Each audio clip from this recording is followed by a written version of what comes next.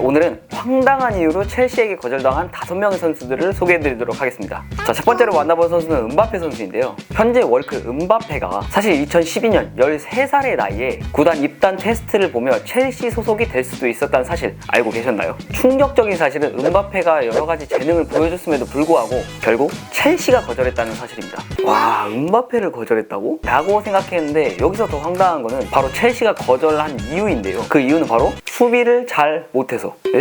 황당한데 진짜 수비를 잘 못해서 영입을 안 했다고 2014년까지 첼시 스카우터로 활동한 세르지 다니엘 보가가 직접 밝힌 내용입니다. 자, 당시 음바페에 대해서 고민하면서 분명 좋은 것 같은데 수비가 라는 부분이 계속 애매했는지 음바페 엄마한테 2차 테스트까지 제안을 합니다.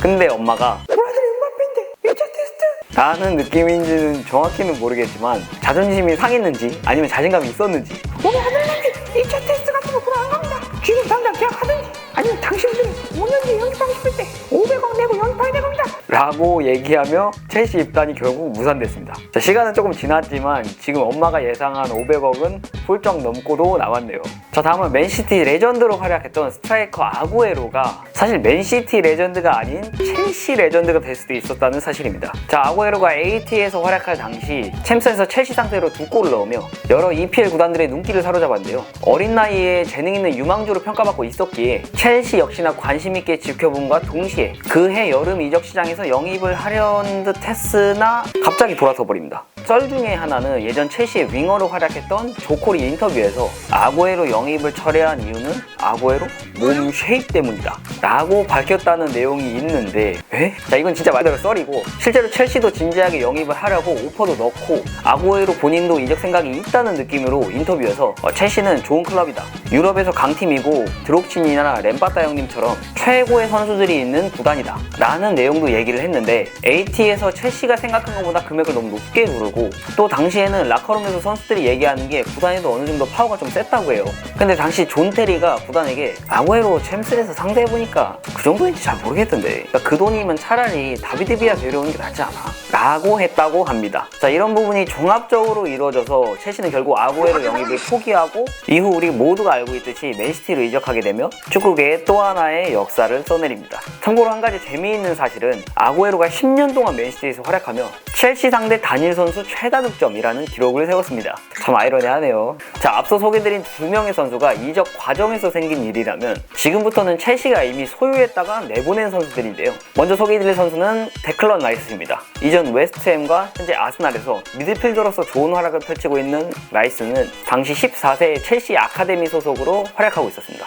그러나 영상 제목처럼 역시나 황당한 이유로 팀에서 방출이 됐는데요. 그 이유는 바로 키가 작아서입니다. 아니 14살이면 한창 성장기인데 기다려주면 하지 않나? 메시도 키 작은데? 아무튼 이렇게 통보받고 처음에 쪽팔려서 친구들한테 방출당했다고 말도 못했대요. 그렇게 웨스트햄으로 팀을 옮기고 현재 아스날에서 뛰고 있는 라이스는 프로필상 키 185, 몸무게 80kg, 23년 12월 트랜스퍼마켓 기준 1억 1000만 유로, 하나로 대략 1,500억 원의 몸값을 형성하고 있습니다. 오야.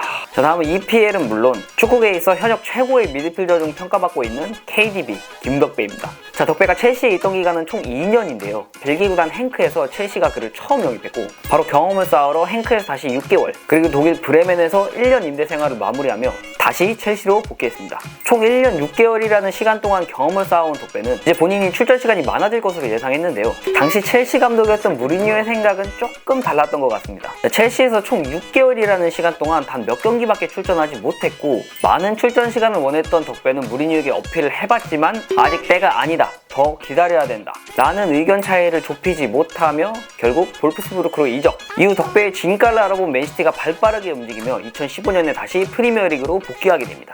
이후 덕배는 맨시티에서 5번의 리그 우승, 챔스를 포함한 13개의 메이저 대회에서 우승하는 기록을 달성하며 월드클래스 선수로 활약하고 있습니다. 자, 마지막으로 소개드릴 살라 선수 역시 앞서 말씀드린 덕배와 2가지 공통점이 있습니다. 한 가지는 EPL과 축구계에 있어 누구나 인정하는 월드클래스라는 점과 또 하나는 똑같이 무리뉴의 첼시 밑에 있다가 이적을 했다는 점이죠.